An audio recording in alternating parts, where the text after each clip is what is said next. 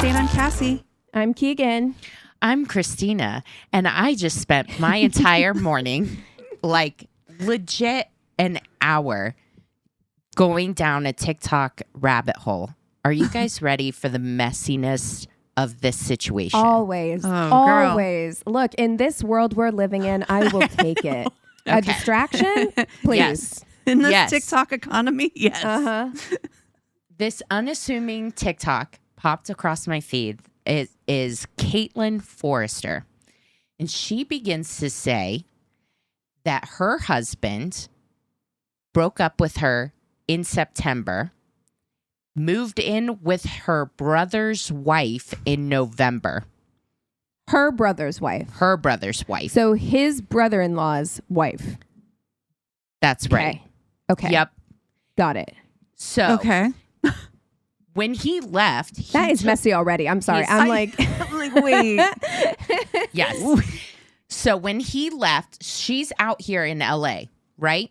Okay. So he leaves, he goes back east or whatever.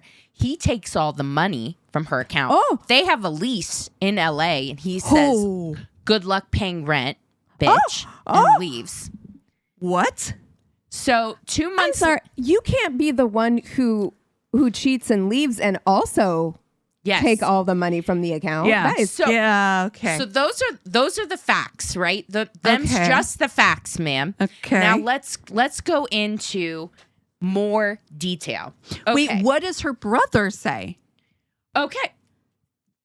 This is what happens. So her ex-husband posts on Facebook this message that's like, it was on their 5-year anniversary. He's like, 5-year anniversary that I thought I was going to be with for the rest of my life. Bitch, you do this to me, you keep my fucking name out of your mouth. You Yep. keep my name out of your mouth and off of your social media. You are not allowed to talk about our marriage, me. Like, no. I'm sorry. So this angel of a woman not only explains the situation, but she takes screenshots because both families hop in on that post and are commenting and fighting amongst themselves. And she shares the whole This man fucking is a thread. messy bitch. Oh This my man is messy as fuck. Like, he had to know what was going to happen. He dropped a match and then just watched everything burn. Yeah. Damn. So the And then brother, we took it to Facebook of all places. yes, The worst place. The bad place. Ooh, took it to the family reunion.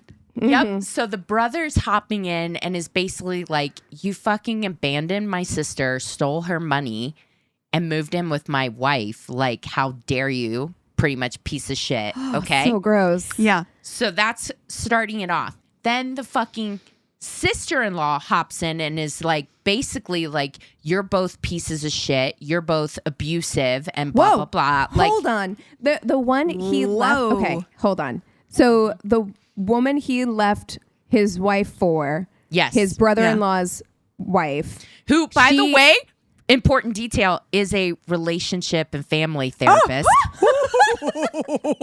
Oh my God, I got a little thrill just then. That Yikes. was that is an important layer.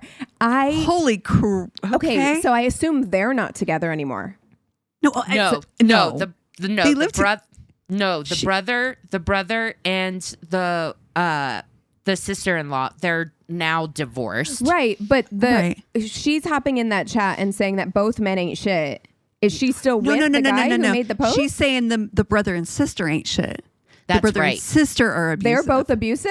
She's That's saying that what the brother that's and the what she's sister saying. are abusive. Yeah. I really need a whiteboard right now. I know. need like Get white your and red red thread. thread. yeah. Okay.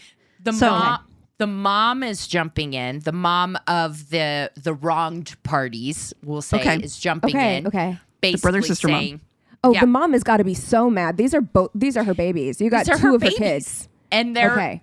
Yeah, exactly. So she's jumping in, basically saying like, snakes in the grass. Oh. Like, I can't believe that we had You know, these calling people someone- in our family. Calling someone a snake is so satisfying to me. Like, there's just something so satisfying when you're just like, you're a motherfucking snake. Yeah. Like when Sierra called Amanda that online, I was like, oh, from Summer House, I was like, this is incredible. Fantastic. And then you have the the husband who is basically like, I'll pray for you. Like, it's up to God will decide. Okay. Like, Okay. Nothing would Okay. set me off faster. No. I swear to God. No. There are certain phrases. I'll pray for like, you. Oh, you fucked me over. And then you passive aggressively tell me you're going to pray for me. I will burn your house down. Like this. She's like, I'm going to get Why a bit is of that? left eye up in here. I'm going to pray for you. Oh, no. So I'm getting on a flight tonight. tonight. There's so many TikToks about this. So I legit spent an hour going through a lot of these TikToks. My question to you, should she stop? She stopped what? Engaging? TikToking about it? Engaging, posting. Yeah, exactly. Like, I think she know. can do I think whatever what she it- wants. Exactly. I kind of feel like, okay, so here's my thoughts about it. First of all, the first thing she should do is consult an attorney and then go by Yeah. whatever the attorney advises her Yeah, to do. agreed. If the attorney advises her to cut out the TikToks as like Agree. this could cause ammunition or whatever, then yes. However, otherwise, bitch, do what you want. You know what? Fucking whatever gets you through the night and allows you to like get this off your chest so that you can move on. Fuck him. Fuck him. Fuck him. I only ask because she was kind of conflicted about it. Like, obviously her lawyers are like, your TikToks are fine. Basically, her divorce is getting held up right now because her husband and sister-in-law are basically not, like, in her divorce, she's like, all I want is the 4 months that you stiffed me on rent because you were on the lease. You're getting off super Yeah. fucking light. Just pay That's it and it. move on. Exactly. They said no. They will pay a lower amount, but only if she takes her TikToks down. Get No. fucked. No, I'm not doing it. Like, But what about Instagram? I'm too stubborn. Like, this is where I might have done Threads. it. I might have done it before, but you telling me to do it, guaranteed Yeah, no. you know what? Guaranteed I'm not doing it. No. Sorry. No. No, how about you Right? just pay me and Yeah, I fuck still you, don't pay take me. them down. How Yeah. about that? Yeah, how about Like, you how pay about me that? and I don't take them down? How about that's what's going to happen? How about your name's on the lease? Like, you are going to have to pay that money. Like, I don't know why you Also, think you're not going The to audacity. have to pay that.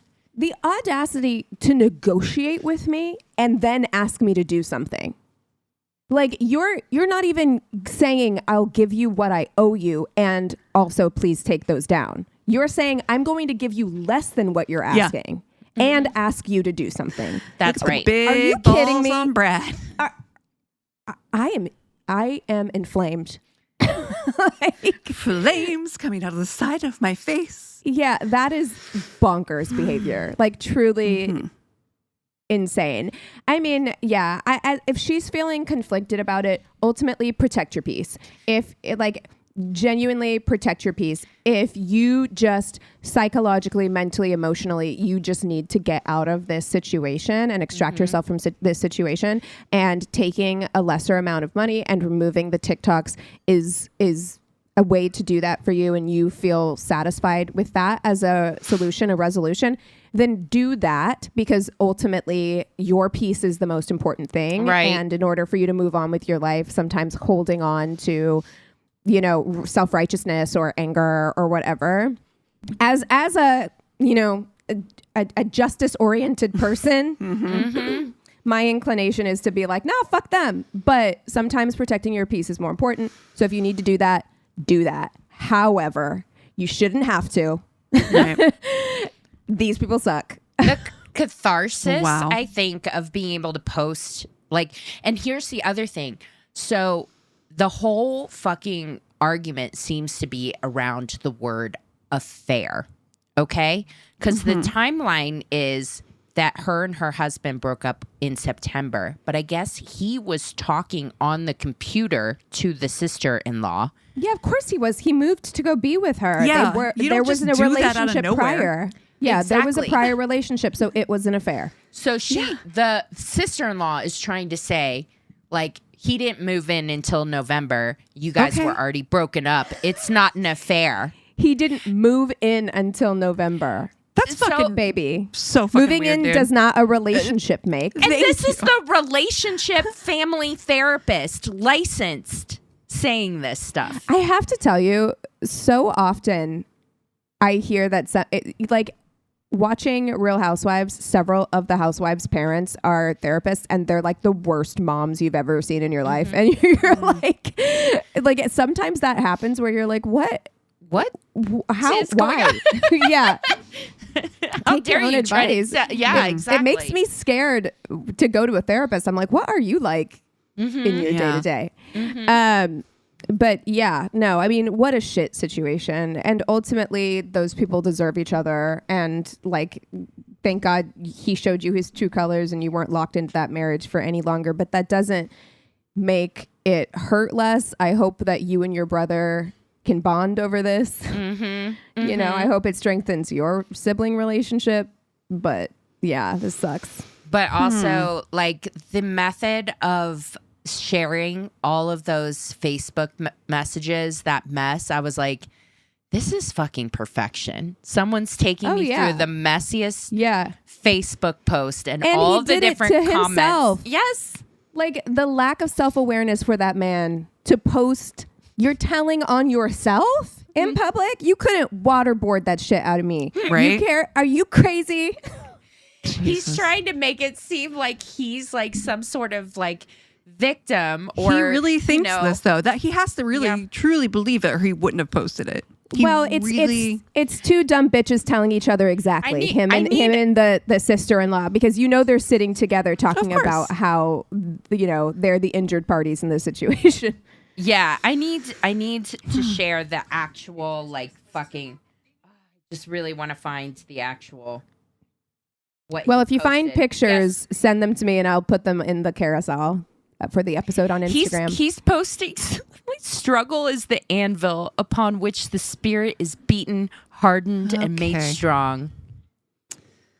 I hate him. He's giving freshly divorced dad those TikToks that are like he's newly divorced dad on Facebook. He's giving born again too. You know what I mean? Like, this is giving like I God is helping me through my divorce or whatever. Yeah. Wow. Yeah. So, you know what? He is. I hope he gets the life he deserves. Yeah. Yeah. That's all. Bless his heart. I'll pray that he gets. Praying for you. I'll pray for you. Hashtag prayers. Oh my God. Oh my God. That's the title of this fucking episode. I don't hashtag like that. Prayers. No, I'll pray for you. I'll pray for you. Does that trigger anybody else? Like, no, it's fucking. I hate it. Unless I really think that people like there's a if it's genuine, passive aggressive. If it's passive aggressive, like, exactly. Suck my. It's dick. exactly it fires the same thing inside of me as when someone tells you to calm down. Whenever you're like when you are righteously upset in an argument. It's giving. I'm going to take the higher ground here. I'm the bigger person, and I'm going to take the higher ground. It's condescending. It's so condescending. It's so condescending. Yeah, that's you ain't most better than of me. the time. The context that it's giving, it's very, very condescending. But I think it's probably a lot more triggering for you guys that grew up in that culture. I'm trying to think about. There definitely is a Catholic equivalent. I just can't put my finger on it right now. But all Satan Hail Marys for you.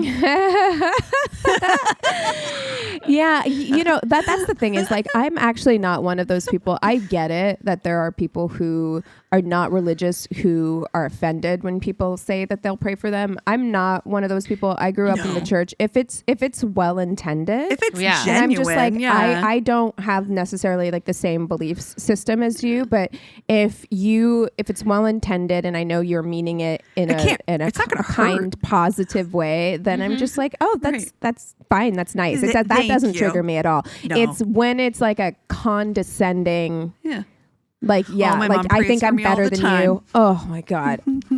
My mom prays for me all the time. And, you cheated on me. You're gonna pray for me? Okay. I'll pray for you. How about that? I'll pray right back. I'll pray even harder. I'm praying to Satan, though.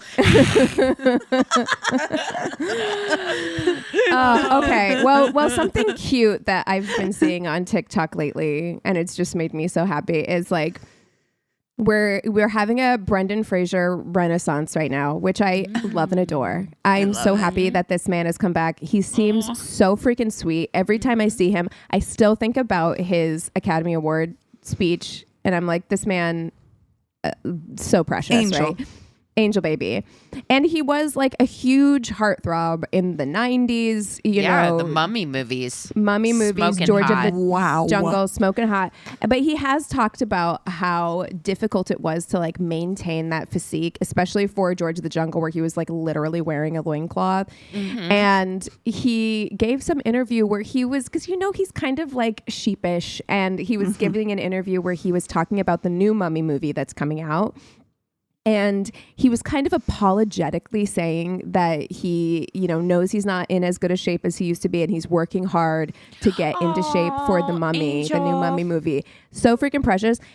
But women are coming out in force online and being like, baby, we women now. We're grown. We love you just the way you are. Yes. We are so happy to have you back. Like whatever goals you set for yourself, we hope you reach those, but we don't need it. Do it for yourself. We don't need it. You don't need to apologize to us. We love you just the way you are. That's like wholesome.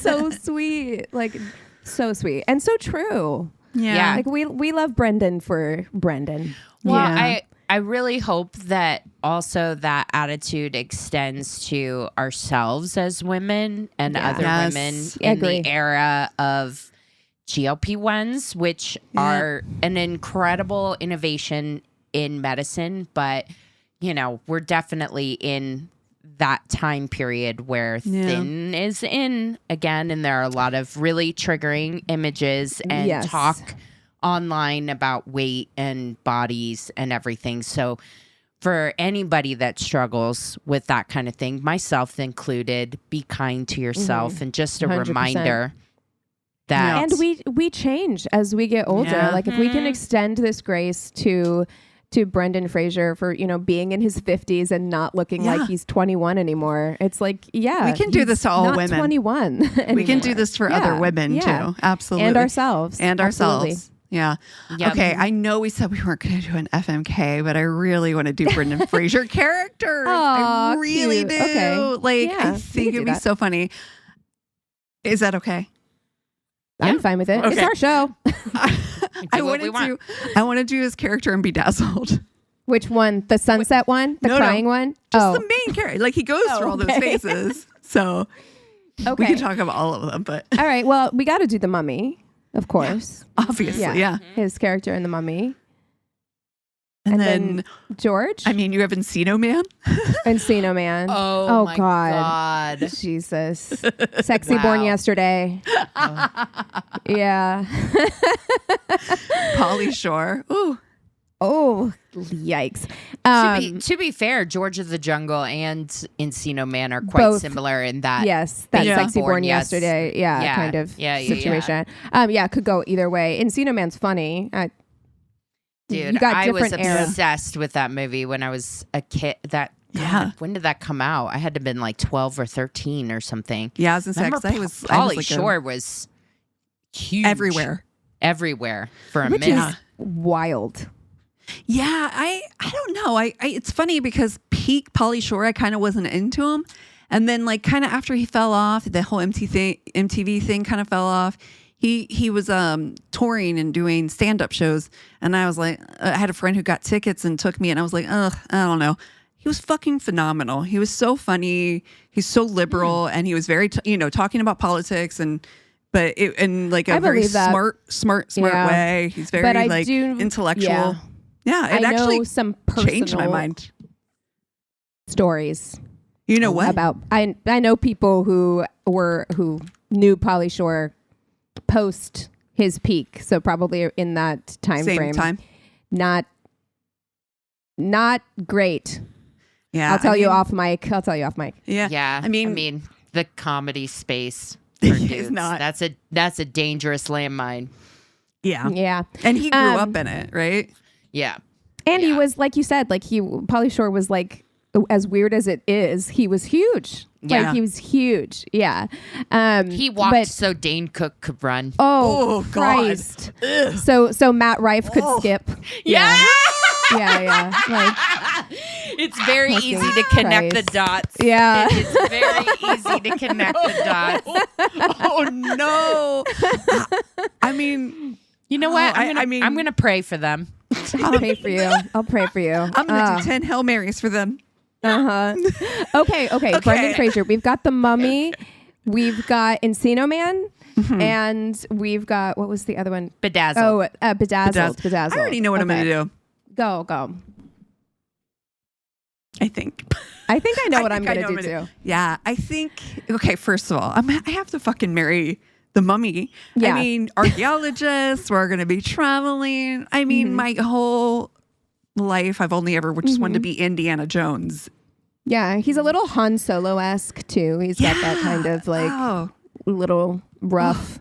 Might be negging you a little bit, but you're into it. Oh yeah, he's not really. Yeah, I mean, but the female character, from what I remember, it's been a long time since I watched that movie. Is also kind of a badass bitch who stands up to quite she's a bit. amazing.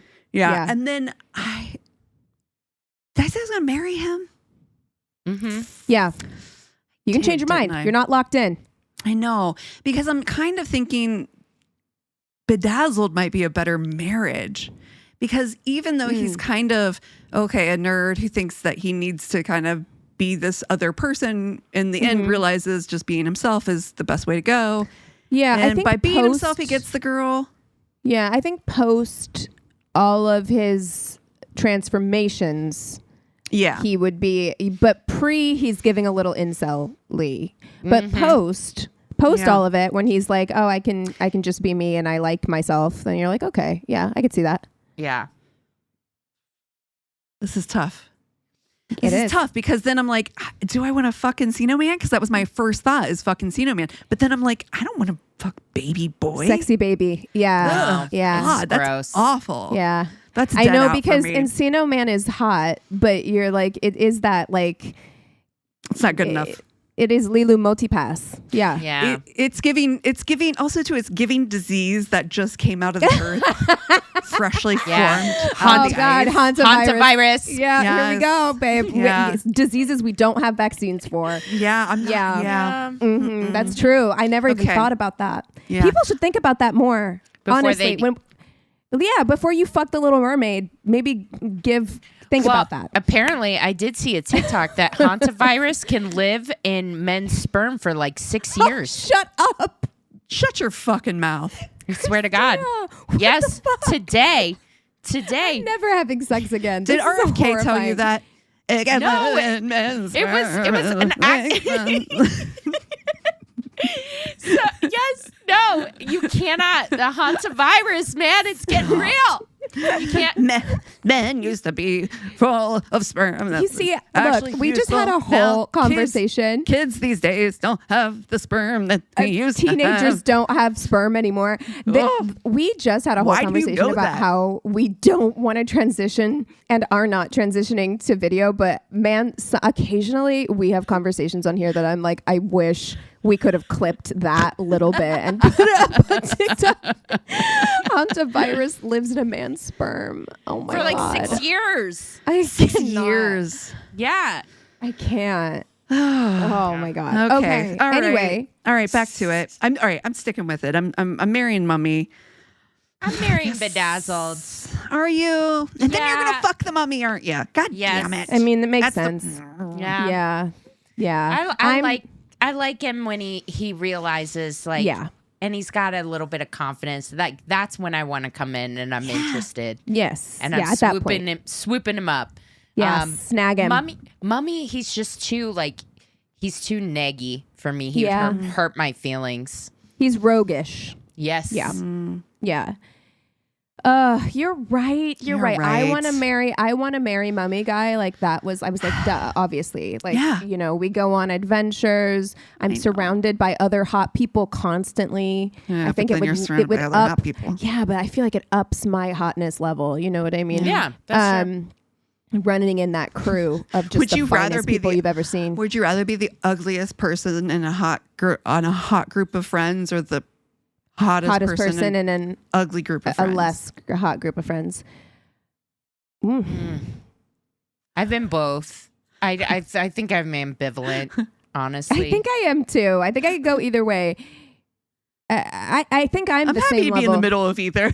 Yeah. There we go. But I think you're right in that I think 20s me would have married Brendan Fraser in The Mummy, hands down, no question. But being in my 30s now, I am like, yeah, that guy is gonna like, it's gonna get old, I think. Even though he does really, really like love her and their relationship seems really sweet in the end. But I'm gonna marry post transformation Brendan Fraser in Bedazzled. Yeah, after the devil's done with him. After the devil's done with him, I don't like pre-devil Brendan Fraser in that movie, but post, yes. He's gone to therapy. He's got some realizations happening. I love that for him. You know what? He starts the movie very incel, like, oh, why doesn't everybody like me? And exactly. It's everybody's and I don't fault. like that. But and I'm gonna fuck Brendan Fraser in The Mummy. Hot. Yeah. Yeah. You're right. What was that movie he was in with Steve Buscemi where they like held up the radio station? Oh, Airheads. Yeah. Wasn't that Airheads? Yeah, I think so. I was like trying to think of other Brendan Fraser movies, and I was like, what else has he been in? Yeah. Well, you guys want to take 5 and then we'll come back with stories? Sounds good. And we're back. Okay, Christina, want to kick us off with stories? Yes. Okay. This guy says, I found out after ordering a drink and telling her to order whatever she wants that she couldn't order alcohol because she was underage. Oh, no.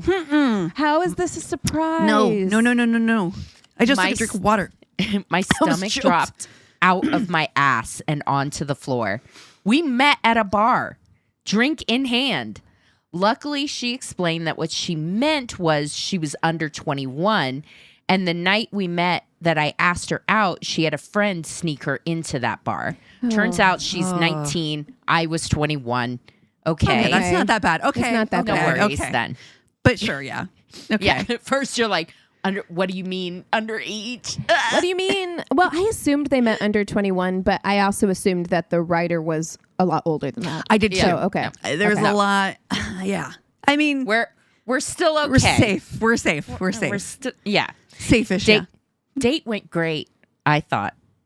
We went mini golfing and sat on the fountain in the park and smoked cigarettes and talked for hours. Then we went to dinner that's where the age thing came up. We were talking about music and eating off of each other's plates. And then she asked, why don't I buy us some beer and we can go back to my place? I texted my roommate to get lost and went to go get some beer. Then out of the blue, she said she forgot she had a final tomorrow and had to actually go home and study instead, but we should do this again sometime. I looked at the time and cut my losses since it was still early enough, and it was the day of the week that I normally went to the bar for open mic night and played guitar with a few different friends' bands. This is where we had met several weeks prior. We said goodnight and I went to the bar. I met up with my buddies, bought us a pitcher, and who walks in? I knew it. I knew 10 it. minutes after me. Look, that is really bold. That is really bold to lie to your date that and you're then busy go to and the you place can, that you're gonna fucking met that him? you met him. What's wrong with you? That's dumb. Listen to what this diva does. I know it. I just 10 minutes later, so after glad we I found my you date, here. who cut our night short to go quote unquote study for a final, she walks right up to us, says hi, grabs a beer, Like we didn't just spend the last several hours together, and she doesn't even acknowledge it. Well, that's one way to handle it. She's like, hey, how's it honestly, going? I kind of Does she have a respect twin? I kind of respect that because it's just like, what's the other person going to do? You've knocked them off balance by being so like, that is wild behavior. I wouldn't know how to respond. Yeah, I'm knocked off balance and I'm not even there. You're like, you know what? I know I said I was going to go study for a final, but I'm just not even going to bring it up. Nope. That's old news. I feel like this is gaslighting without actually gaslighting somebody because it does make you feel like you're like, am I crazy? Am I the crazy one? Just, hey, how's it going? Yeah. Honestly, does she have a twin? Is this like a makeup? It sucked that day, but it's one of my favorite stories now. Oh, and I found out later she has a massive coke habit, though, so I dodged a bullet. Oh, Jesus. Wow. Yikes. Okay. There you go. A massive coke habit at 19. It's these kinds of things that make me think maybe Euphoria was like not that far off. I mean, I was always like, are teenagers do you guys really watch like that? No, do you girl. guys No, I don't. I don't either. I haven't heard good things about the director. I haven't either. And also, I heard this season is terrible anyway, but outside of that, the previous 2 seasons had gotten a lot of acclaim, and I was like, I like Zendaya. I'm like, maybe it looks really, beautifully shot. Like, maybe I'll give this a shot. But there is just something about it being set in high school that icks me out a little bit. Yeah. I'm just like, if it was set in college even, I might feel different, but I'm like, I don't want to see I have something for you later? I don't want to see explicit sex scenes with characters who are supposed to be in high school. Do you know what I mean? Like, even if though I know all of them are adults, like the fact that they're supposed to be teenagers, I'm like, who's this for? Who's this for? Right. You know what I mean? Right. We know who it's for. Exactly. I don't like it. Okay. This one is just, I feel like, relatable. I feel like we've all been there. High school story. Okay. When I was about 16, 17, my friend and I would spend a lot of time killing time at our local public pool. There was a lifeguard that I salivated over. Everything about him I thought was gorgeous. Of course, he always had a puddle of girls swarmed around him, and even when he was up on his chair, twirling his whistle. I was, we all know, like, what is it like about lifeguards? Is that a requirement? You have to be like a certain level of hotness. It's like an Abercrombie employee. Mm-hmm. Yeah, I remember. Did you guys go to like community pools? Cass, Hell yeah. I used to go to that. Yeah. I used to go to that one on, it was in Clintonville. Oh, yeah. No, I had one really close to my house, and okay. I was out kind of. Mm-hmm. Yeah, out I think of it the was city. like near like Oakland Park or whatever. Now, see, Chris might have run into you at this pool. Yeah, yeah. But you used to be able to rent cabanas for the summer, yeah. and they were like up above the pool, and they were all painted white at the beginning. But That's a fancy community pool. Everybody would decorate their own cabanas. Fun. Like, that's so fun. you go in with a group of friends, and you would rent this cabana for the summer and like decorate it, and it became like a status thing. It was very competitive. Is this the same pool that you lost your diary at? Yes, it is. Oh no! Years later, massive friend group breakup over the decorating of a cabana. No, so same pool. Okay. So high school. Or middle school, high school. Yeah. Man, there was something about summertime community pool. We had one in Willard, which was, a small town in Missouri where I went to middle school. And I can taste the Sour Patch Kids. Oh yeah. Like you got a ring pop on, Yes, you do. Like, and it was one of those things where, it's a and small they're town. Pour some sugar on me. Oh, that's okay. Maybe that's just mine. I'm a little older. No, they were playing like fucking Avril Lavigne or something. But like, because it was a small town, so yeah, you would run into each other, but you weren't seeing each other every week like when you were in school. So it was kind of like a mini like reunion. You want to see that boy you have a crush on? Mm-hmm. Like, oh, we're all going to the pool this weekend. God, what a fun time. Okay. I was totally a dipwad with guys and never wanted to even enter that fray of stroking his ego. So I basically just ignored him. I want to say when I read this story, she doesn't give a time period, but I'm feeling like 80s, early 90s is when this is taking place. All right. That's the setting in my brain. Okay. Lo and behold, somehow he came over to my towel and asked me if I would entertain the thought of going out with him in a couple of nights. Oh my God, was the world spinning properly on its axis? What was happening here? Was I dreaming? I didn't have big boobs, long, luscious blonde hair, or a killer bod. Well, you know what? We are so busy being so critical of ourselves throughout our youth that we don't even realize how hot we are. Perhaps I just ignored him and he thought that was different. Don't think I ever found out the reason or cared after our date. So I am so nervous, anticipating it, watching the clock, changing outfits, what to wear, fixing my hair, makeup, matching up my jewelry, which shoes look best, all that nonsense. 7:30 p.m., tick-tock, 8 o'clock, nothing. 9, my heart has sunk. No cell phones back then, but hell, the landline didn't ring either. My mother, and rightfully so, is saying at this point, he's a loser. Don't go out with him. Of course, I don't want to hear that. 9:05, a honk outside, meaning here I am in the car. My parents wouldn't have let me go. No, They'd mine have been either. like, that's disrespectful. Yeah. No. Meaning I am here in the car. I have arrived. You need to hustle on out. My mother, again, livid, and again, quite correct. Don't you dare go out there. What kind of guy doesn't even come to the door to pick you up? Yep, a loser. That's who. Course, I ignore all of that and make my way to the car. When the door is open, it's the lifeguard. His name was Grant.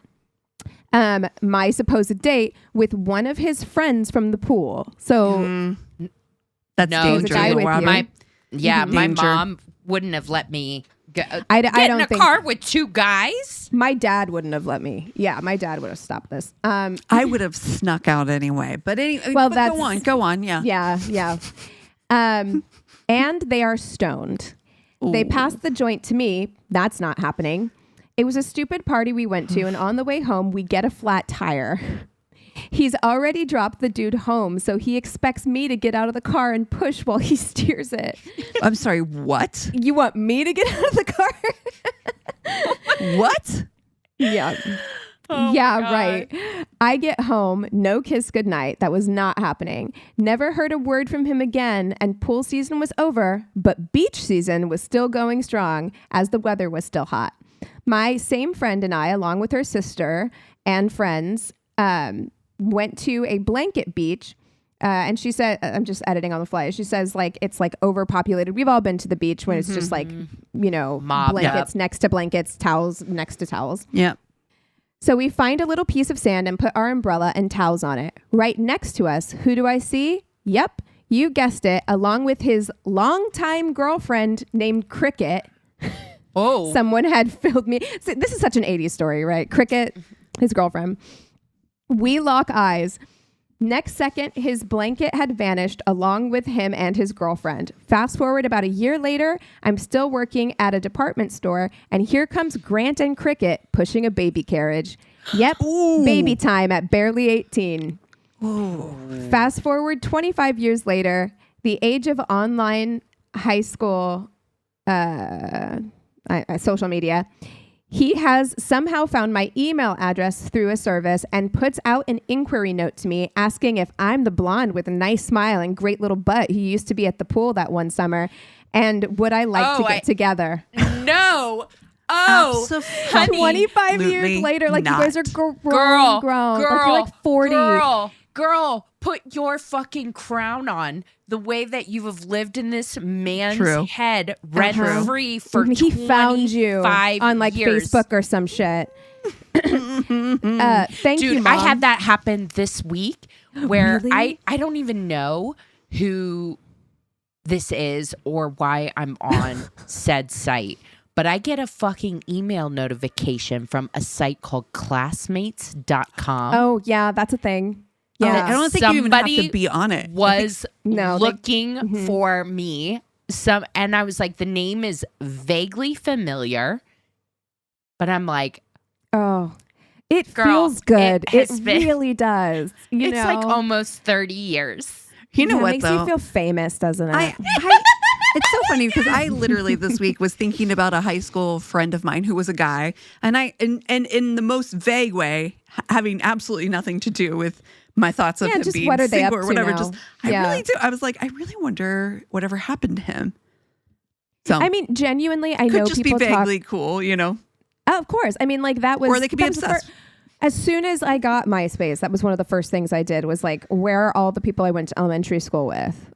Yeah. You know what I mean? Like people do that like all the time. But it is one of those things. I know people talk shit about high school reunions, but it is one of those things that I'm like, I would go because I know I'm happy with the way that like my life is and I've aged and all that shit. I've got nothing to hide or be ashamed of. So no worries here. I do want to see where everybody ended up. I just feel bad for like not remembering a lot of people. I'd be like, oh, were we buddies? Like, I know, literally memory- do not you do remember your buddies though, don't you? I My don't memory remember from like that time is so bad. Oh, yeah. Yeah. I do remember. I don't remember people I didn't hang out with. That would be a little weird if they were like, I've been thinking about you for 20 years. I'm like, I don't even remember you. girl from the remember. I don't know. I don't know this man. I don't know him. I'll pray for you. Sorry to this man. Okay. And would I like to get together? Thank you, Mom. I'm smarter now. I never answered. And then she says, I guess it wasn't that traumatic compared to what could have been, but it was just that anticipation and that giant letdown and disappointment that really knocks your socks off. That's why I wanted to tell it, is because we've all been there. Like all of us have been there. You build up this person in your brain and then you go on a date with them and you're like, what a loser. Yeah. You know? Yeah. You said canon event and it reminded me Nick Cannon. well, that too. But it reminded me of a TikTok I saw recently. And it was this woman or somebody videoing this young girl who was using Sun-In. And she's like, it's a canon event. We can't. Oh, yeah. I did it. I did it. Turned my hair the color of a penny.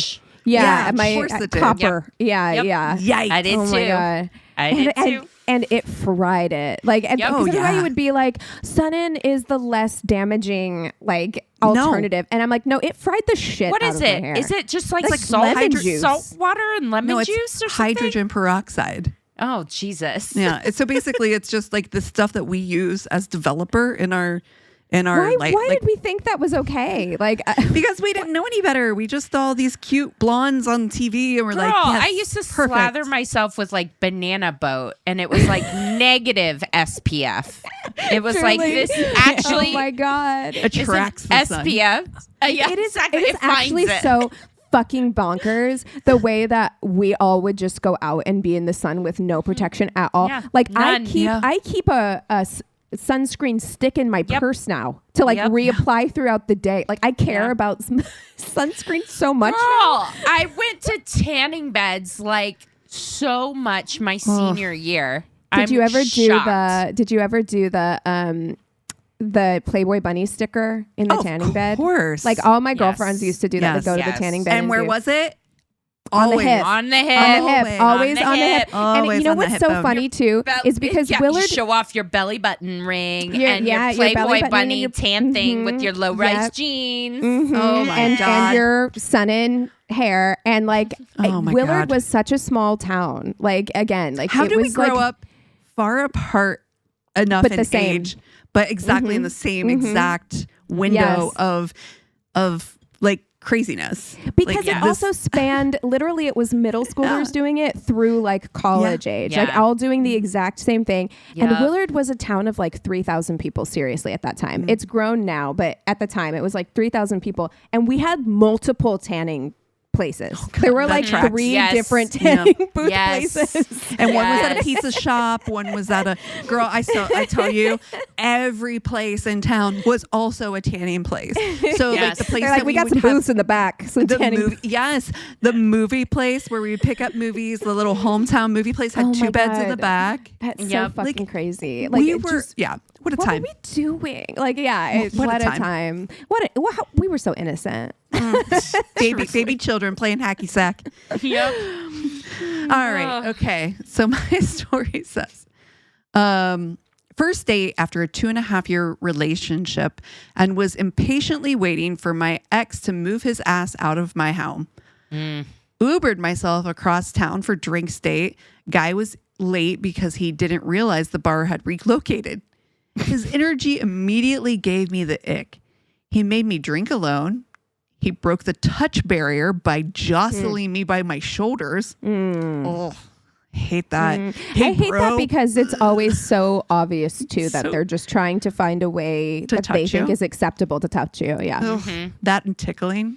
Ugh, gross. If you tickle me, I swear to God, you just triggered me so hard, Cassie. I do not want to be tickled by a grown man. It was such a trick, like a high school boy trick. Like, I'm gonna tickle you. You just want to touch me, and it's I didn't even like being tickled by adults when I was a child. Like, I'm like, why are we doing this? I don't care for this.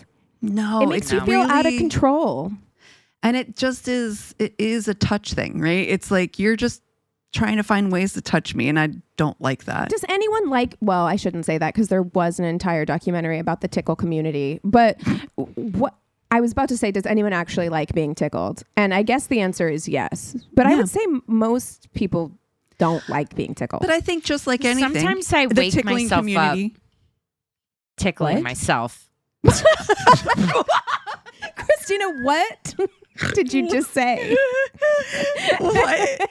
What do you mean? What do you mean? Sometimes I'll wake up and because I'm tickling my sides in my sleep. I don't know why. Okay. I need to look. We need to unpack that. I don't know. Yeah. I don't even know what I was going to say. Put a pin in that. We don't have time. We don't have the time. Okay. I'm going back to the story.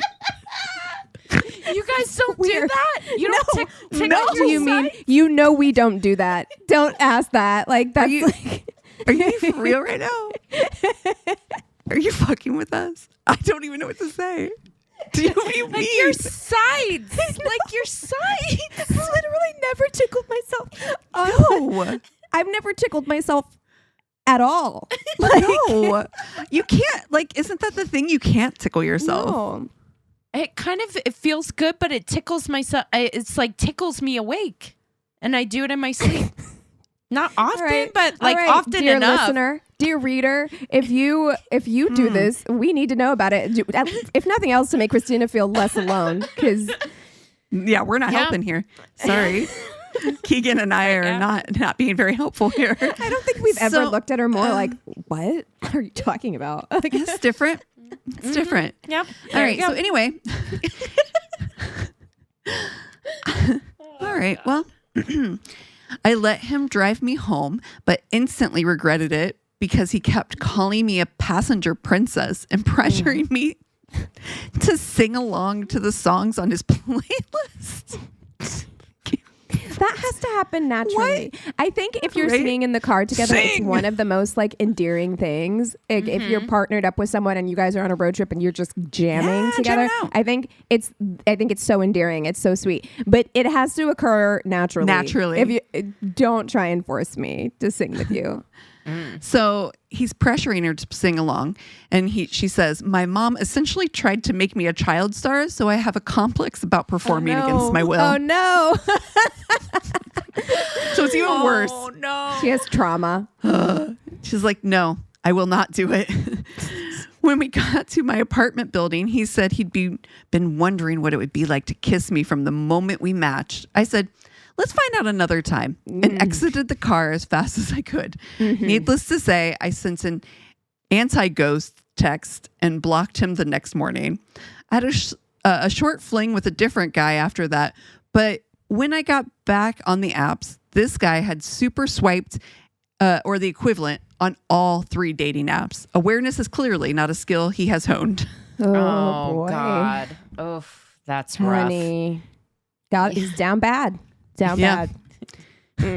I love the child start. She's like, "No, I'm not going to be singing, and I will not elaborate."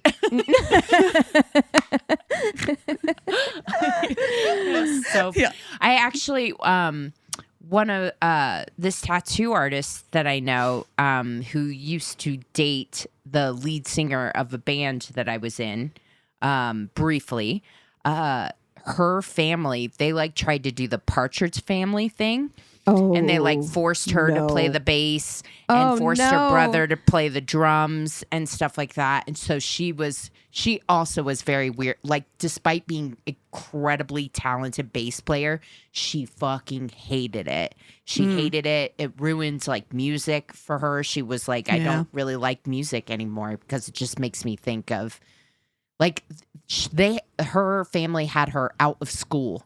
Like, they did not go to home. They were homeschooled, but they were trying to Partridge Family them. I think when you blur the lines between, like, as someone who auditioned as a child and did like, you know, child stuff, my mom was always really, really conscious not to be that way, because I think when you blur the line between parent and like manager, like parent and work relationship, it very rarely can go well, because you need something different from those two roles. Like, you need something different. I mean, so your parent should be your parent. I also grew up in kind of a bit of a Partridge Family situation as well, but we weren't forced to play like instruments or anything. And it was more of a like, okay, so it was like my parents, my family, and then like another family. And I like, so it was like the kids did their own thing. We had to practice all the time. So it was like a lot, and vocal training and stuff like that. But I think because I was doing it with friends, and it was like, I don't know. I guess I didn't think it was if you as weird wanted as to it was. stop, would they have let you? I think it's what it comes down to for me. Is just like, because if I at any time I had been like, I don't want to do this anymore, my mom would have just been like, okay, like, we don't have to do this anymore. Yeah, I think they would have. I never had to experience it, because I wasn't. I really enjoyed it, and I love performing, and I love being on stage, and I love. So for me, it never came up because I wasn't. I just really enjoyed it. To me, it was really like a. And honestly, this is gonna sound so shitty. Honestly, anytime I was able to just get away from my house, where it wasn't me alone in my parents' house, because I was practically an only child at that point, was like, no, it makes sense. Yeah, this is a good time to plug. I'm Glad My Mom Died. Yeah, that book is so good. God, that book is so good, and it really does, like, it really highlights the experience of how bad it can get. Yeah, how bad it can get. Yeah. My parents weren't like that at all, but. Well, you guys want to take 5 and then we'll come back with the Tainted Love? Yeah, sounds good. And we're back. Christina, tell us the Tainted Love. All right. We're going to get in our time machine, and we're going to go back to 2007. I got a lot of my information from... Again, we're all tan. Yes, exactly. We have that, that Playboy bunny tan line. I got a lot of this information from the episode of Dateline called Secrets in a Small Town. You have to go back to the for point. it. Mwah, I love it. Which I was like feeling really messy, which is why it was so funny this morning getting another basically TikTok version of Secrets in a Small Town. But like a small town Facebook, like, oh my God, it's so messy. It's so messy. Yeah. So here we go. We're going to go to Moundville, Alabama. It's I bet the accents on this episode are amazing. Honey. Are they incredible? I bet they are. Well, you know me, I can't do accents. And I do not want to offend any of our Southern listeners. But yeah. But everyone can imagine. Thick, Alabama juices. Especially, I feel like, is like Moundville. prime Southern accent. It's not that far from Tuscaloosa. Okay. So this is where we're at. It's 2007. Teresa and Scott Mayfield are stressed about money. Money is tight. And Scott's working 2 jobs. Teresa is a well-known soccer mom, softball mom to 3 kids. She's got an oldest daughter and 2 sons. She's really involved in the community, and but they're stressed about money. It's hard to raise a family, and in a small town there's not a lot of economic opportunities. So Scott's working at a farm during the day, and he's got another job at night. They don't see each other a lot. So it's June, it's summer. Teresa tells her eldest daughter, hey, can you watch the younger kids? I'm going to go run errands for a little while. So her eldest daughter's like, yeah, sure. And the day keeps going by. She's feeding the kids lunch and everything. She tries texting her mom. She tries calling her mom. Her mom's not picking up. It's getting later and later in the day. She calls her dad at work, and he's like, yeah, that is really weird that she's not back yet. I haven't heard from her either in a while. Everyone's trying to get a hold of her. No one can get a hold of her. Now it's getting dark, right? So Scott goes to his other job, his second job, still can't get a hold of her. That's when he finally leaves his second job, goes and files a missing persons report with the police because he's like, this is really weird. No one can get a hold of her, right? And so, of course, it's a small town. The sheriff's like, oh, Teresa? Okay, yeah, let's look for her. Let's figure out what happened. And it's the next morning where they end up finding her car, and it's off this dirt road, pushed into these bushes. And they look and they find her deceased in the front of her vehicle. And so at first they're like, oh, could this be suicide? Maybe she took her own life, but there's no gun. And there's a gunshot wound in her head. So they're like, well, this is obviously murder. But what's really weird about the scene is nothing looks disturbed. There's no fingerprints anywhere. There's no footprints around the vehicle. Or there's nothing, nada. The only thing they have is that she's in the front seat deceased and her driver's side window is down. So that's all they have to go off of. They immediately pull Scott in because they're like, of course, it's the husband. But Scott was at work all day. Mm-hmm. Yeah. Mm-hmm. So he's really cooperative at first. He doesn't ask for a lawyer, none of that. He answers all their questions. They're like, how's the state of your marriage? And he's like, well, we're stressed about money, but it was good. We have any affairs? Nope. Any affairs on her side? Nope. Everything's good. So they're like, well, we're just kind of stumped. They traced his steps. They confirmed that he went and had Hardee's for breakfast and then went to his job. So they're like, well, I mean, we know it wasn't you. They also try to get Teresa's timeline for the day. So they're like, what was Teresa supposed to be doing? And they interview one of her friends, Dawn, that was like, I was waiting for her to come pick me up to go shopping, and she never came.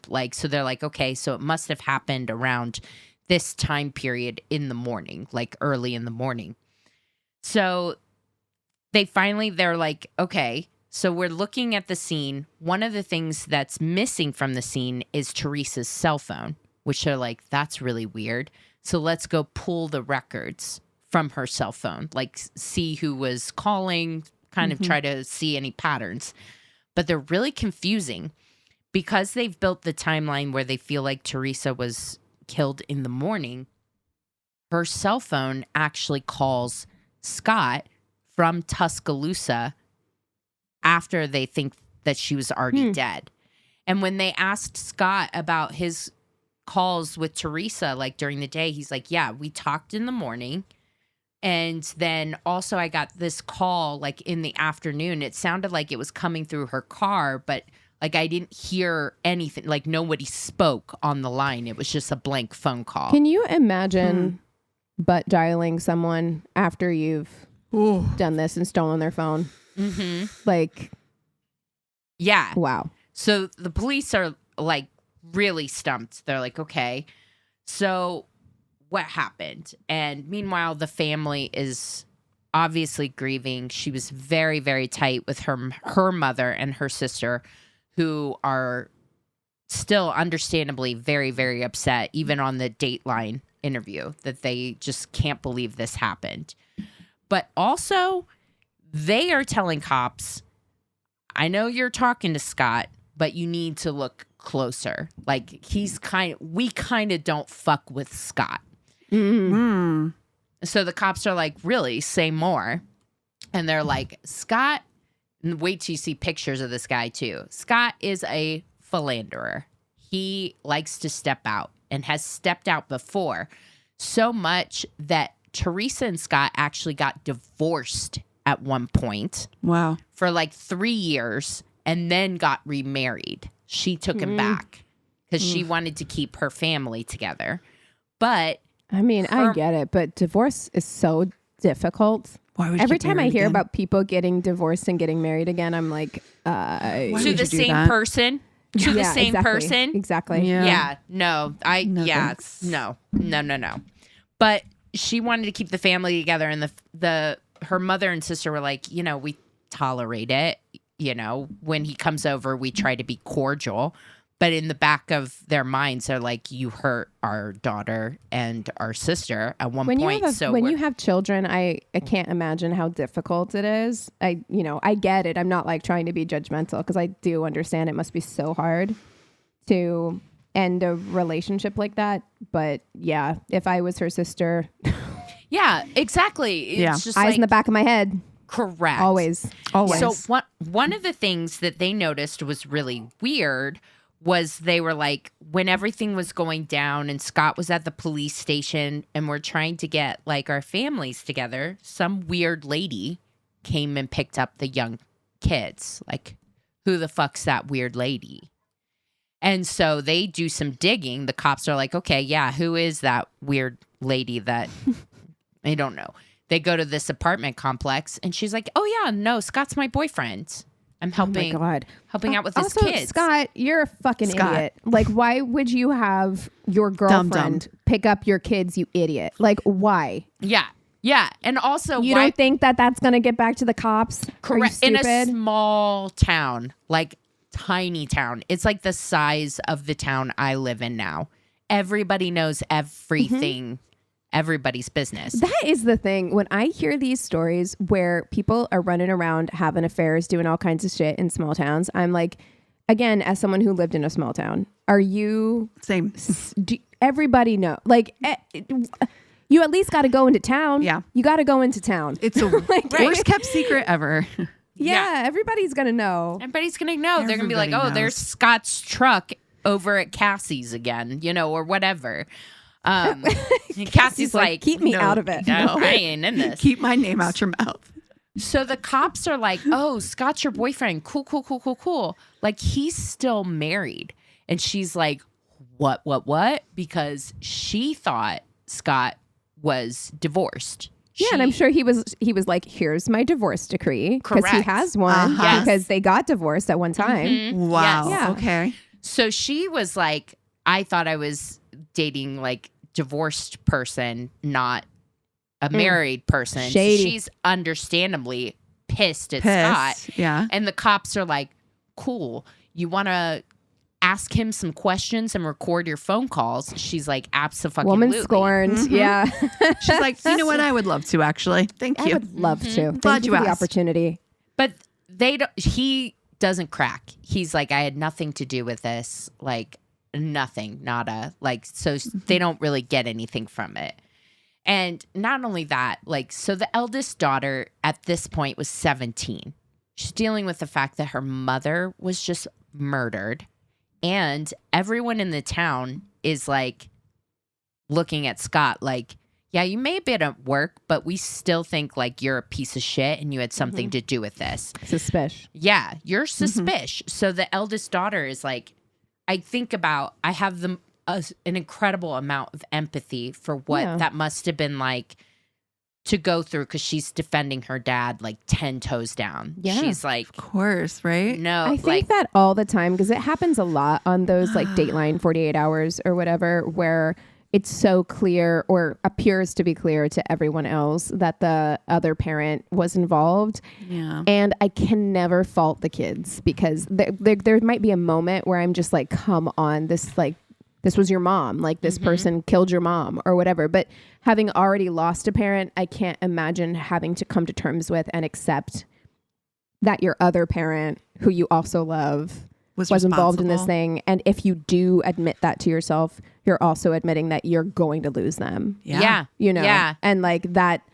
It's a lot. It's got to be such a fucking mind fuck, you know? Like I get it. Yeah. And so she's really kind of stepped up into her mom's role in caring for her two younger brothers.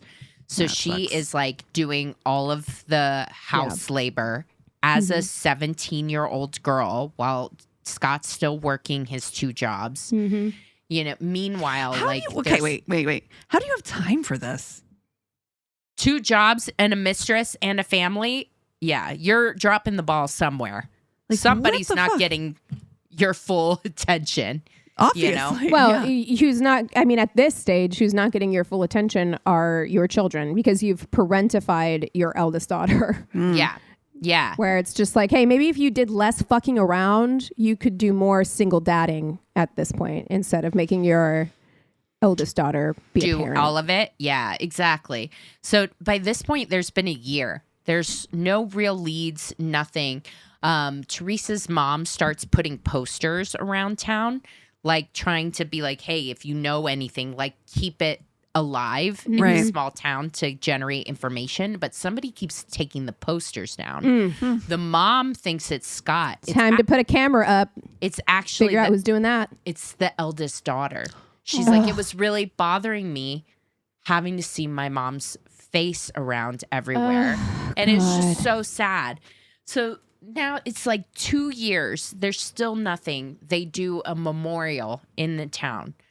The whole family does this. Even Scott gets involved and actually says some really nice, beautiful things at the memorial about Teresa. But nothing's coming in until a phone call comes in. A tip comes in. Witness saw somebody on that dirt path with a gun the day of the murder. They're not sure what. They're calling in and they're like, hey, this has all been brought up, and I remember a strange thing that I saw. I don't know if it was that day or whatever, but I was on that dirt path. We saw a rattlesnake, and a lady drove by. She had a gun in a plastic bag to help us kill the rattlesnake. And that stuck out as weird to me. Yeah. And I'm like, who puts a gun in a plastic bag? Bro, 2 years later? What? That's what I thought too. I was like, did they not hear? But it's a small town. Of course they heard about it. Like someone got murdered in a small town. You heard about that 2 years ago. Yes. What took you so long? Somebody hands me a gun and a plastic bag to kill a rattlesnake. Yeah, I would remember that. I'd be like, hey, 911. Also, I'm not shooting a rattlesnake, but that's neither here nor there. Yeah. I don't think I'm a good enough shot to shoot a rattlesnake. That's exactly right. You look, not the point. So the cops are like, well, that is a weird story. Like, and do you know the drivers? They're like, yeah, it's a small town. We know everybody. The driver was Dawn Lavender. Dawn Lavender, first of all, that's a name from Murder, She Wrote or some shit. Dawn that was supposed to go shopping with Teresa that morning. Shocked silence. Our face. Yeah. Our faces. Wow. So they're like, what? Dawn Lavender, who is also named Kimberly or something, like, but she goes by Dawn Lavender. So I'm so sorry. Yeah. Dawn like choosing to go by Dawn Lavender. That's a choice. That feels like very much like an 80s exotic dancer name. 100. yes. Yeah. Yeah. So Dawn Lavender, they're like, okay, let's go back and talk to her. Let's talk. And they're like talking to the parents. They're like, what do you guys know about Dawn Lavender? And they're like, Dawn Lavender is a bad influence. She took our daughter to a casino and Scandal. And I love when that you she keep came calling back, her Dawn Lavender too. Yes. This is the best. There's no way. You can't just call her Dawn at this point. It's Dawn Lavender. No, Dawn Miss Lavender. Miss Lavender. If you're nasty. Took her to a casino. And when she came back that night, she was so fucked up. She went to bed and slept for 2 days. Ooh.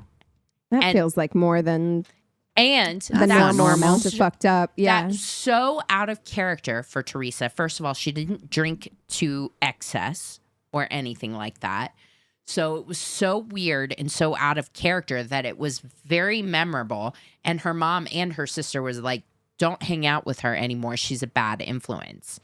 And Teresa told them, like, no, don't worry. I learned my lesson kind of thing. But they were supposed to go shopping that morning, early in the morning, like go to Sam's Club. So shopping like that, like grocery shopping. Okay. Not going to the mall. So the cops pull Dawn Lavender's cell phone records and find out she was at the murder scene at that day. Interesting. Like, timeline lines up. So Yeah, they're how like, weird. what the fuck? Why? They arrest her. She doesn't say shit. She is not talking to the cops. So they're like, wow, why the fuck would Dawn Lavender kill her? Yeah. her? Like, what is going on?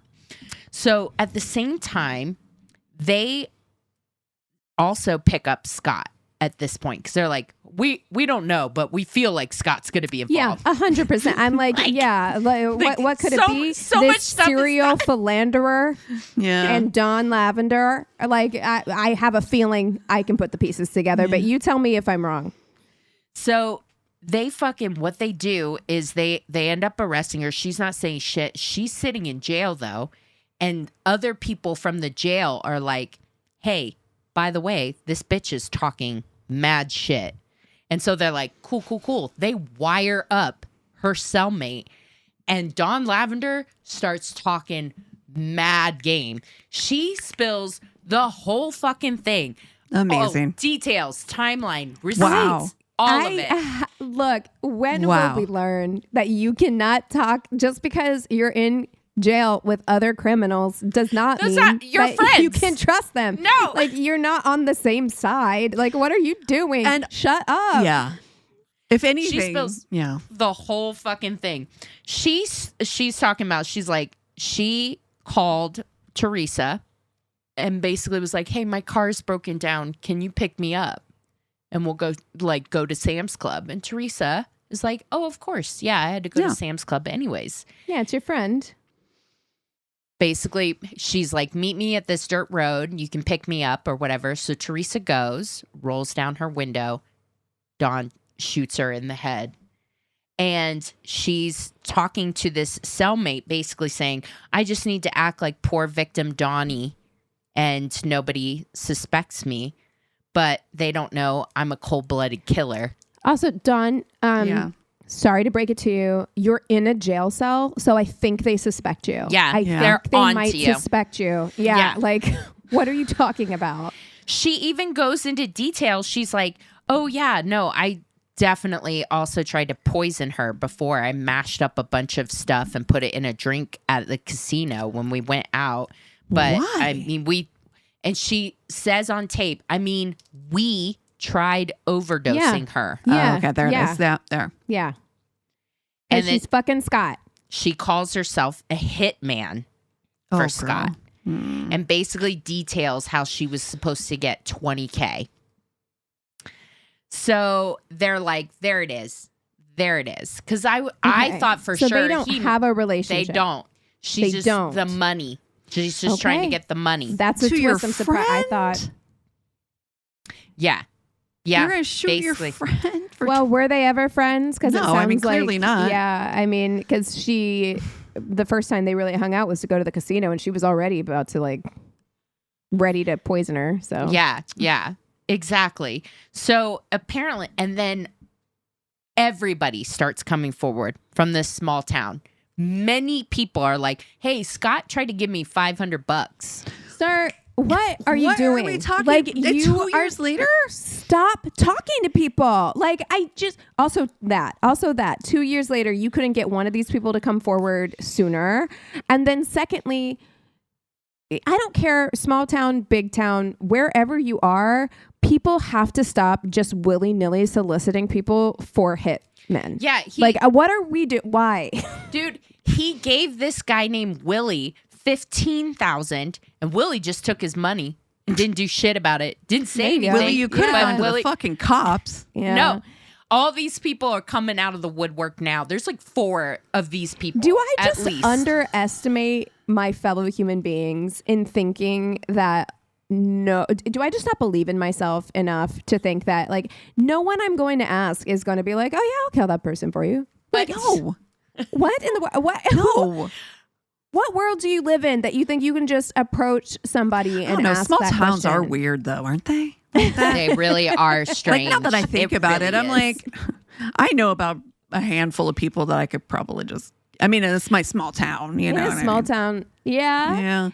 Not in You LA. know, actually, you know what? That's actually a really weird, good point. Is that people talk a lot of shit about Los Angeles and other big cities being like crime ridden, but and true, it's like every small town you're like, I can leave my doors unlocked, blah blah blah, whatever. Never. However, the relationship dynamic is so different in a small town that I do feel like you would be more likely, because the loyalty is different. And so if you find people who are like loyal to you, I think you are more likely to be able to approach someone and be like, would you kill somebody for me? Scott approached like everybody in this small town. So yeah, they arrest him. Of course, he says he's innocent. But they have Dawn's tapes, talks, the whole 9 yards. So they're putting it all together. They have all the other people he asked to kill Teresa. And Did Dawn get paid? It's no. Did they Dawn prove that? got She nothing. didn't get paid? She didn't get paid. Wow. She didn't get paid. She did that 2 years later. What she says, she's like, we decided to just like, you know, just settle on me not getting paid and I won't say anything. What? Bitch, you got the raw end of the deal. What? This feels like what we were talking about at the top of the show. It's like you're fucking me over in 2 ways. Yeah. Now. Like this isn't like, you win some, you lose some, one for you, one for me. It's like, no, I'm getting fucked both ways now. Yeah. Like How I is won't that a say anything deal? about the crime I committed. Yeah. Yeah. What? Yeah. Like, Yeah. we settled on this. And Are you it's just kidding me? it's over the most mundane reasons to get money from life insurance Of and to not course. have to go through a divorce again. And you know, it's just the same bullshit. It's just so fucking mundane. Shit way it's out. like such a shit way out. It's like, yes, divorce is hard. It is. I'm not going to sugarcoat it. It but is you very did it difficult. once. But like you've you did already it done once with this person. So now you you're know, going to murder. Murder Yeah. is another possible option for you Never as a easier. solution. It's never easy. Like that's the thing when we tell these stories is it's always like this is the easiest way out is to No. have them killed. And I'm How like, is it's that? not. No, It's but not. it's not. It's a lot harder. It's a lot more shit. How Like, is that the it's- easiest way? It's more immediate than a divorce, but that it's not easier. The stakes are a lot way. higher. In any way. Yeah. So, I mean, they put him on trial. His daughter is there, and that's when it finally like dawns on her. She's like, I haven't been girl. able to say it out loud. Poor 'Cause thing. it just hurts too much because she's like, this is still the person that helped me pick out my prom dress, but he is responsible for the death of my mother. Like trying to hold those two things at the same time must be fucking impossible. It must be Yeah. really difficult, but I think it's just like we all need to come to terms with the fact that people contain multitudes, and 2, people are different people to Different other people. people. Yep. Yeah. Yep. You know what I mean? And so Yeah. So he was convicted, life in prison. Same with Dawn Lavender, also life in prison. But yeah, that is the tragic story of Teresa Mayfield. that sucks because Oh. it's so 'Cause it's so pointless. pointless, So pointless, right? Yeah, that sucks so much. It sucks so much. It sucks for those kids. Yeah. Just so badly. But I mean, at least, and as an eldest daughter too, watching that, just seeing the poise and the strength and everything that she's done for her siblings, her brothers. It just, I want to shout her out as being incredibly admirable, brave, and strong. Yeah. So They're There should be an eldest daughter day in addition to like Mother's Fucking Day. amen. Thank you. Yes. Just saying. And a youngest daughter's day, whatever. I want to see the stats, and I think I do think there's got to be a study out there. How many eldest daughters from my generation grew up not having kids? Yeah, I bet a lot. I bet a lot. Yeah, because I mean, just like I mothered my little brothers. Yeah, eldest daughter. And and definitely was like, even though my older brother is 11 months older than me, still, he wasn't expected. Who's in charge? Yep. Who's in charge whenever like the kids are home alone? It's me. Who's going to be making dinner and putting the kids to bed? It's me. You know what I mean? Like, yeah. I don't like that. I'm sorry. Nope. Dude, it's eldest daughter. The mom labor comes to us when mom had to work, because our generation was really like a two working household. See, I'm on the very other end of the spectrum where I'm the youngest You daughter. were alone. I was alone. A lot. Yeah. All the time. Like, I didn't have an elder sister parent. I didn't have any. You were just on your own. Let myself into my house. Feral. Yeah. Wild child. Feral as shit, dude. I was absolutely feral, which is why you cannot tell me what to do. That's right. Yeah. Because I tell myself what to do. I saw a TikTok or something that was just like what my parents thought I was doing when I was like off playing by myself, and like what I was really doing, which was just like lumbering through the woods, pretending to make potions out of berries and sticks, and like that was the way that we amused ourselves alone as children. Poking dead roadkill with sticks. It was Cassie, the train tracks that were by Ohio State Fairgrounds. Oh yeah, used to be. Like we all the neighborhood kids. That's so used funny. To go I also grew up right next to train tracks. Yeah, in my small town, and the train tracks were exactly where I would play. Where we would play. Yep. My friend Sienna, who listens sometimes, like this is such a nostalgia filled episode, but we would put my little brothers in their strollers and walk them to the Dollar General. For like fun. For entertainment. For entertainment. Yeah. Like in my small town, we're going to go buy candy at the Dollar General with the babies. Yeah. Cassie, one of my first like friend fights that I remember was on the train tracks. And it's because we were convinced that we found the bones of a homeless person that had been run over by a train. And my friend... I won't shout her out here. My friend said, don't touch those. You'll get AIDS from the bones. And I said, that's not how that works. And we got into a huge fight about it. Yeah. That's such a middle school fight. We were like 9, maybe. Yeah. Tops. Yeah. It's a kid's fight. That's such a kid's fight. It is. It was also it's so telling of the time, because I remember the Stand By Me moment. How dark this is, but just AIDS being in the news in that way, and there being so much misinformation about how it spreads and stuff like that. Yeah, and I was like, that's not how it works. And it's huge fight, like split down the middle. It's very funny because I grew up. I mean, I was a child during the AIDS epidemic, and I remember the, obviously Ryan White story. And I think that because I grew up with the Ryan White story, it dispelled a lot of the myth around AIDS. And it dispelled, I mean, like we knew that you didn't. There's no reason we should have had that kind of confusion when I was in middle school. But I think it was just, there was so much, as sad as it is to say, I think there was so much like taboo around it still, even in the 90s, that like the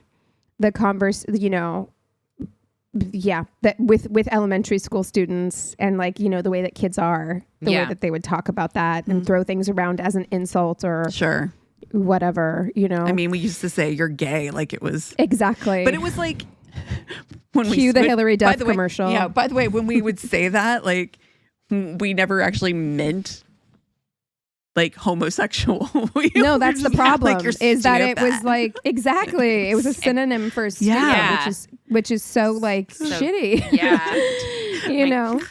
Yeah, feral so kids. Dumb. Yeah. That's so funny. Yeah. We were nostalgic last week too. I actually messaged my friend's older sister because we were talking about making a carnival and charging Yes. Oh, tickets. yeah. I was like, hey, do you remember when you threw a brick at my foot when we were trying to do that carnival? We're so desperate to be in another time that we're man. just fantasizing about the 90s. Like, it's so funny. Oh God, So I know. weird. Oh. Well, what are you guys watching this week?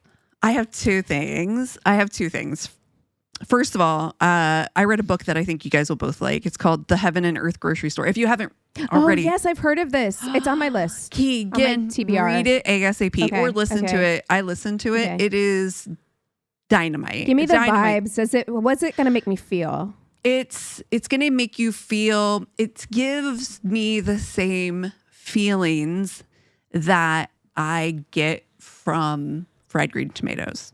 Oh, perfection. In the Okay, way perfect, that it's perfect. like a slice of life.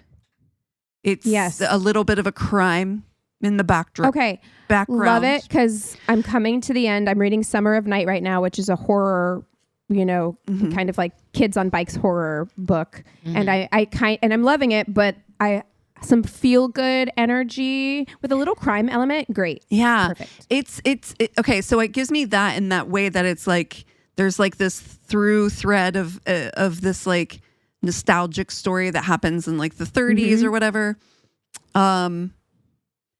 It's really pleasant. And the reader, I listened to it. The reader is great, but it deals with race. It deals with immigrants. It's specifically about Jewish immigrants and this kind of area, Pottsville, Pennsylvania, and And you recommend the audio? The audiobook is good. The narrator's good. I actually really liked the Audible. Okay, or great. the audio. Because look, I love an audiobook if the narrator is like it's available on point. right now because we're both on the LA one. It's available on Libby right now as a quick read, a skip the line. I just bought it. It's so good. Okay, I'm gonna get it on Libby right now. Yeah, it's really, really good. It makes me feel, made me feel the feels. I just really enjoyed it. Anyway, so there's that. And then there's this, which is totally off from that. I just watched the show Off Campus on, I think it's Amazon. And it's a college drama, like spicy show. Okay. I could not stop watching it. I stayed up till 2:00 in the morning, binge watching this fucking show. Sorry, did you say it's on Amazon? Yeah. Okay, I think I've gotten like ads for it. Okay. Totally. Right. I thought it was cute. The story was good. And it's college kids. It's, so it's not high school. So yeah, I'm not Nice. having the euphoria problem. Yeah. Yeah. That's all I need. I just you. need you to be Exactly. like graduated from high school. Like Adult. I need you to Not be over asking 18. too much. Yeah, like, exactly. That's all. Thank you so much. Well, I watched Apex, which is a movie on Netflix with Charlize Theron. Eric Bana is That guy, driving me nuts. the guy dancing when he's dancing. Yes, Woo! and Taron Egerton, the crazy dancing, so good. Okay, Eric Bana is in it. Oh God, I don't know that well, fuck it. It happens so early on. Like he's in it for all of like 5 minutes, and I'm like, this is amazing that you just. First of all, I'm here for Eric Bana making a comeback. I'm all for it. That man is hotter now than he was before. Just saw him last night. We rewatched Star Trek, the movie or whatever, and Eric Bana is he's the bad guy. Oh, I don't even remember who he I is. like him as a bad time, a bad guy, a bad time. He was the main Romulan character, and I was like, "Fuck, what's happening with Eric Bana? Why isn't he in more things?" He's so I had coming the back same because he's in Untamed now, that TV show I talked about a few weeks ago. Cassie, did you ever watch Troy with Brad Pitt? What is it? The Brad It's a Pitt movie. Troy movie? What's it called again? I'm sorry. Troy, like no. the Battle of Troy? No, I don't know why I didn't, but no, I haven't. Well, he's in that. He was really big in like the early 2000s. He had a big moment. Yeah. But so he was in this for like 5 seconds, but it's Charlize Theron who I love. I love her. I'm obsessed with her. Anyone else in Hollywood is doing. What is she doing? I want to be on her workout plan, her diet, her skincare routine. Her in Atomic Blonde. What is she doing? Is maybe that one of the woman sexiest. Is so beautiful. She is so sexy, and she plays like an adrenaline junkie in this movie. And it is kind of a Most Dangerous Game premise, where like she goes to Australia, to the like wilderness, and is being hunted basically. So it's like her and Taron Egerton are the lead characters in that. And I enjoyed it. Like, did it blow me away? No, but I thought the performances were good. Very impressed with Charlize Theron. If you're just wanting kind of like an action movie with that like Dangerous Game, man-hunting man kind of vibe, yeah, give it a shot. I'm shouting out Widow's Bay again this week because people have DM'd me, Christina. People have DM'd me and they're like, Keegan, you have to watch this show. Episode 4 made me laugh so hard. I'm like gonna cry just thinking about it again. It was so fucking funny. I was like holding my stomach laughing. It was so fucking funny to me. I'm getting on it as soon as I'm done with Hunting Party, which I'm halfway through season 2. I'm halfway through season 2. As soon as I'm done with it, I love the Hunting Party. I'm enjoying. I am enjoying. It's filling enjoyable. a Criminal Minds void. Exactly. As soon as it's done, Widow's Bay is up next on my list. I do not know who this actress is. Her name's like Kate McBride. She was so good. The episode centers around her.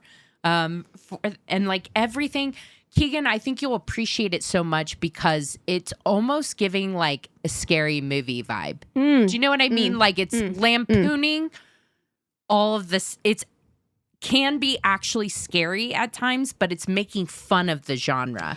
And it's so clever on board and so funny. I was dying. Let me put on my horror movie hat right now. I am loving this era that we are currently in. First of all, we're getting a lot of horror movies right now. I want to see Hokum. That's on my list, that Adam Scott horror movie.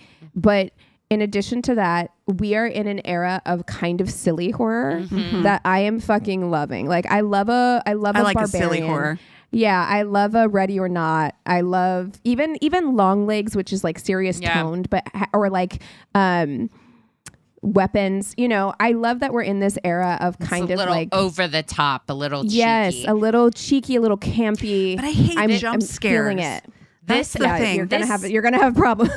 This episode definitely like lambasted like it had a very like Yellow Jackets witch vibe to it, but it was just like it was so grounded. It was just so funny. And Matthew Rhys, I love him. Yeah, love him. So. Yeah. I saw him in person because I shot. Is he short? He looks short.